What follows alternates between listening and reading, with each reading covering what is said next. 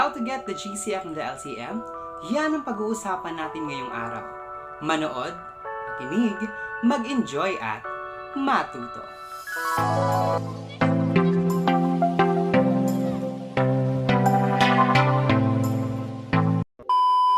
What's up guys? Welcome to my YouTube channel. This is Humor PH. Andito na naman ang pabibo ninyong guro na punong-puno ng humor and willing to give humor. Narito ako para tulungan ka, natulungan ang sarili mong matuto sa pamamagitan ng math pinadali, math pinasaya, at math pina-exciting na mathematics lessons. So ngayong araw nga pag-uusapan natin ang tungkol sa GCF and sa LCM, wherein ito ay isa sa pinaka-basic na concept na dapat alam mo kapag mag-solve tayo ng mathematics problems. And please don't forget to subscribe para mas marami ka pang lessons na mapanood through this YouTube channel. And without further ado, let's get to our lesson. Alright, hi there everyone. Welcome sa ating lesson ngayong araw. Today, we're going to discuss about finding the GCF and the LCM. Ayan. The GCF stands for the greatest common factor, while LCM stands for the least common multiple. Now actually, napakaraming ways on how we're going to get the GCF, and at the same time, ganoon din kadaming ways for us to get the LCM. Now, I'll be sharing to you yung, sa tingin ko, the best way para makuha yung GCF and LCM. Of course, yung mga method na siguro alam nyo na for getting LCM and GCF, or yung listing method, which is traditional way, lista ka ng factors, lista ka ng multiples, then get the greatest and get the least, then yun na ang GCF, yun ang LCM. O kaya naman yung prime factorization or yung factor tree, kung saan kailangan mong kunin or i-divide hanggang sa makuha mo yung mga prime numbers na nasa ilalim. Ganon. Get the GCF and the LCM. But here, kaya ako sinabing, tingin ko ito yung pinakamadali kasi we are hitting two birds in one stone. Dahil sa isang process na to, makukuha natin si GCF at the same time si LCM ng mas madali. Ayan. So, we call this the division ladder, or some would call this a ladder method. Ganun. So, sige, discuss natin kung ano nga bang meron kay division ladder. So, yung operation na gagamitin natin is division, of course, divide lang. Then, yung ladder, mag-drawing, you're going to expect na may ladder ka nga, mukhang ladder kang makikita. Ayan. So, let's have our first example. Let's have this number pair, 4 and 28. So, let's say we're tasked to get a GCF and LCM of 4 and 28. So, we're going to use now the division ladder. Ayan. So, ladder. Drawing ko muna ng mukhang ladder. Ayan, letter L. Ganyan. Ladder yon. Now, gagawin mo lang dun sa 4 and 28, mag-iisip ka ng number na pwedeng makadivide sa kanila. Pwedeng makadivide kay 4, pwedeng makadivide kay 28. And, eto kasi, di ba, observing yung nature ng first 1 and 28, they are both even numbers. So, kung even numbers yan, divisible yan pareho sa 2. So, yun ang una nating ilalagay dito sa labas ng ladder. So, 2, nakalagay dito. Again, paano nakuha yung 2? Ang 2 is factor of 4 and 28. Sabihin, pwede niyang i-divide si 4 sa kasi 28. Yun yung na nasa labas. Ayan. So, 4 divided by 2, ayun yung next process natin. I-divide lang natin yung nasa loob dito sa nasa labas. 4 divided by 2, the answer is 2. Saan ko siya ilalagay? Directly sa ilalim ng 4. So, yung quotient, dito mo ilalagay. Ganun din kay 28. Kung ano yung maging quotient ni 28 sa kanito, sa ibaba ni 28 mo siya ilalagay. So, 28 divided by 2, that's 14. Ilagay mo sa ilalim. Now, so tapos na tayo kay 4 and 28. Dito naman tayo sa 2 and 14. We're going to think of a number again, kung meron pa. So, sa 14, baka meron pang pwede makadivide sa kanila. So, si 2 sa kasi 14, divisible pa rin yun sa 2 kasi they're both also even numbers. So, add ka ng ladder, isa pa. Ayan. Then, saan ko ilalagay yung 2 na factors nila? Right? Nasa labas. Sa labas ulit si 2. Ito yung another factor. Now, same process. Ulitin mo lang. Division ulit. Si 2, i-divide mo sa 2. Ilan yon? That's 1. Then 14, i-divide mo sa 2. The answer will be 7. Ayan. Next. So, observe naman natin yung nasa baba, yung dalawang number na nasa baba, 1 and 7. Is there any number na factor ni 1 sa ni 7? Actually, meron pa. Pero 1. Di ba? 1 na lang. Ayun. Kapag, dito ang technique sa division ladder, once na ang factor nila ay 1 na lang, or 1 na lang ang pwede makadivide kay 1 sa kay 7, or dun sa number na pinag-uusapan, that is the time na titigil ka na. So, since 1 na lang ang factor ni 1 sa ni 7, so, tigil na. Ito na yung magiging result ng division ladder natin. Now, the question here, how are we going to get now the GCF and the LCM? Actually, dito pa lang, makuha na natin yung GCF sa kasi LCM. Ayan, so paano? Ang GCF po, tandaan mo lang lagi na you're just going to get the product nitong mga nasa labas. Ito po, yung 2 saka yung 2. Ayan. You just get the product of 2 and 2. Again, product. Ibig sabihin, you have to multiply 2 and 2. And whatever the results there, that will be our GCF. Ang GCF natin, 2 times 2, the answer is 4. Ganun lang. Ayan. Ganun lang kasimple. Lahat ng nasa left, yan ang i-multiply natin. Tapos, that is the GCF. Paano kung isa lang? Paano kung 2 lang? Di yan na yung GCF. Kung ganun, wala ka na yung multiply. Ganun po yun. Next, let's move to LCM.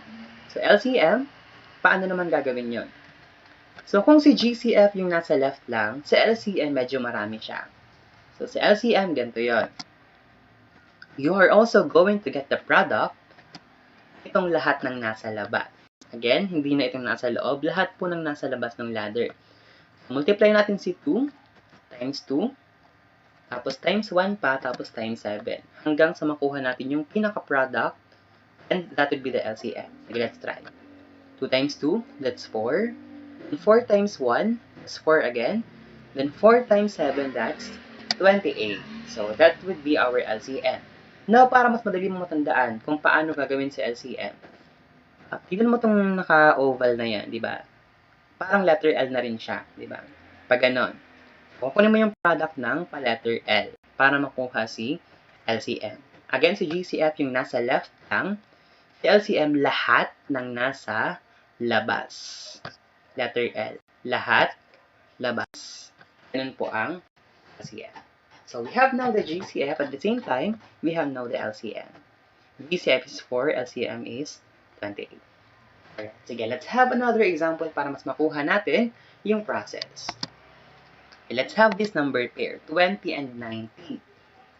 Okay, observing, unang tingin mo pa lang, di ba? Okay, GCF and LCM tayo. Unang tingin mo pa lang, may isip mo agad na, divisible to sa 10.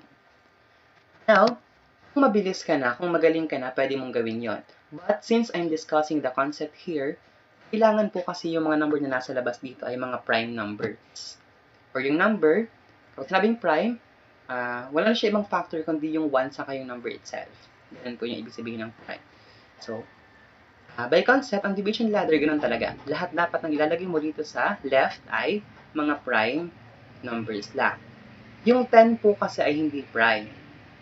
Diba? 1 times 10, pwede rin siyang 2 times 5. So, hindi na siya prime number. Now, sabi ko nga, kung master mo na to, kung ang exam niya naman ay speed test or parang time pressure, pwede mong gawin yung 10. Pwede yun. But, I'm doing this for the sake of the concept para alam niyo kung paano talaga ito ginagawa sa totoong buhay. Ayan. So, let's start. 20 and 90. So, itong dalawa, since they are both even numbers, 2 ang ilalagay natin. O, diba? Ang nature ng 2, prime number yan. Kaya siya, pwede mong ilagay dun sa gilid. Let's divide. 20 divided by 2, 10. Ilagay mo sa baba yung 10.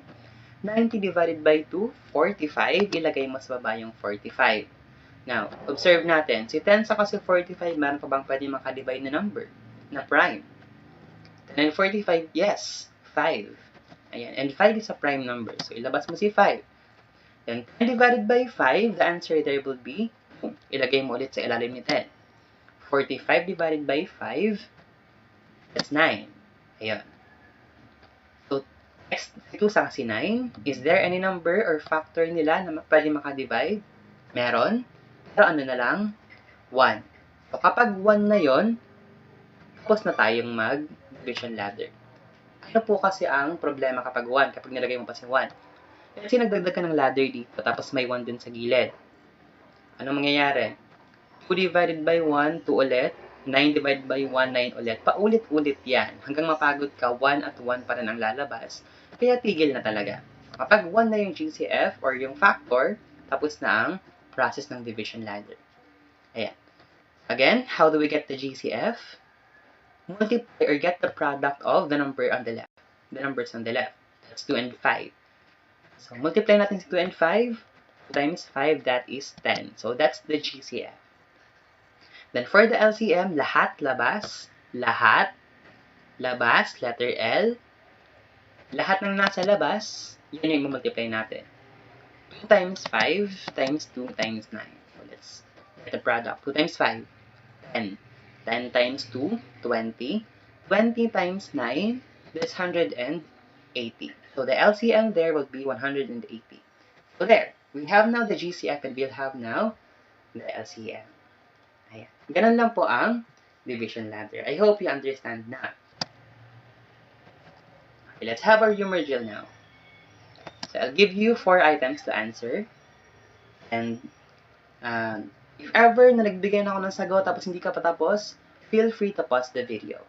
Alright? Your timer starts now.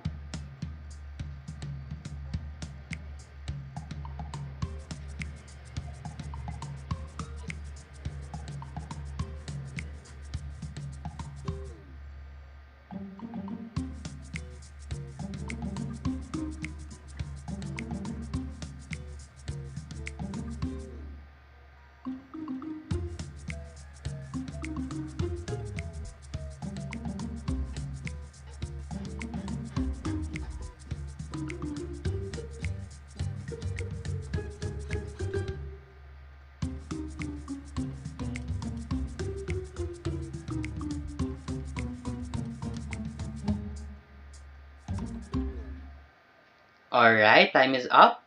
So let us now have the answer for this. Have number 1. Ayan. So division ladder ulit tayo. Number 1 is 3 and 11. Alright. So we'll find the GCF and the LCM. So si 3 saka si 11, wait. Si 3 ay prime, si 11 ay prime. So, wala tayong ibang number na may isip na pwede makadivide kay 3 saka kay 11 except for 1. Diba? Ibig sabihin, just like our last example, yun lang din ang gagawin natin. So, si 3 saka si 11, wala makakadivide, ang GCF automatically will be 1.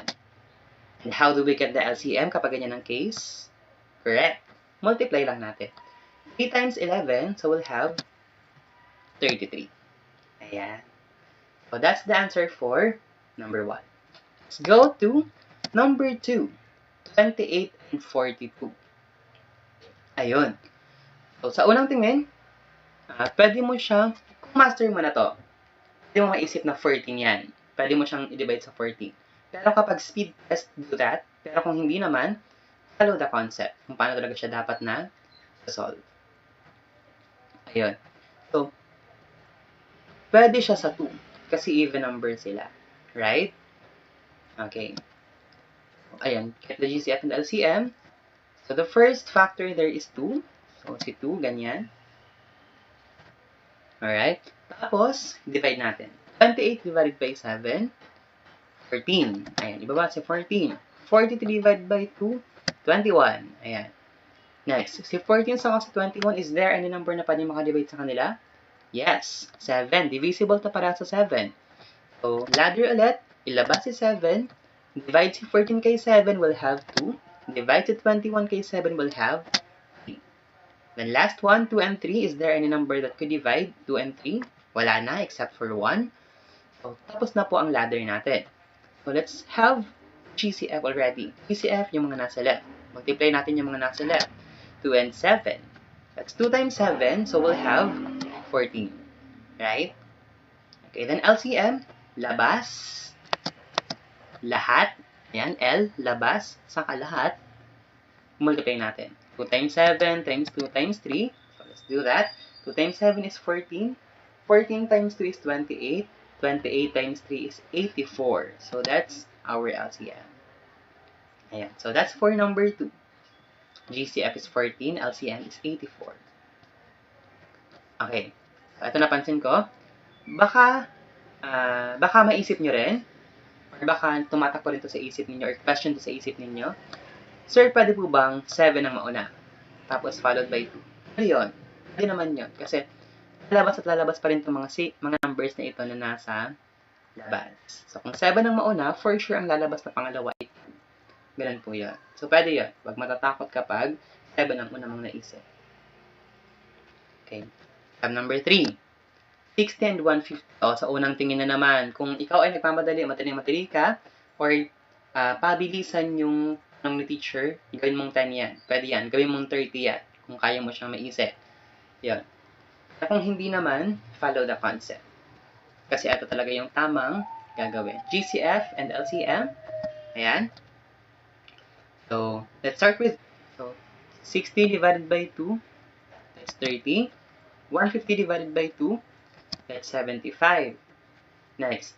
Observe 30 and 75. Ito pareho itong divisible sa 3. Diba? So, kung maisip mo ay 5, okay lang din. Pwede yan. Pero, let's start with 3 muna.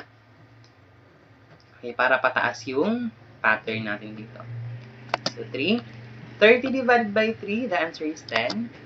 75 divided by 3, the answer is 25.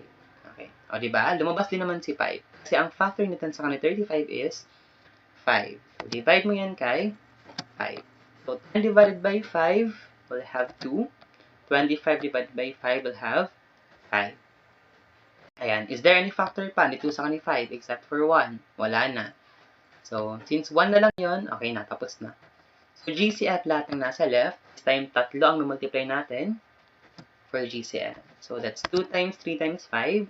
2 times 3, 6 times 5, 30. Ayan, GCF is 30. So, LCM, labas, lahat.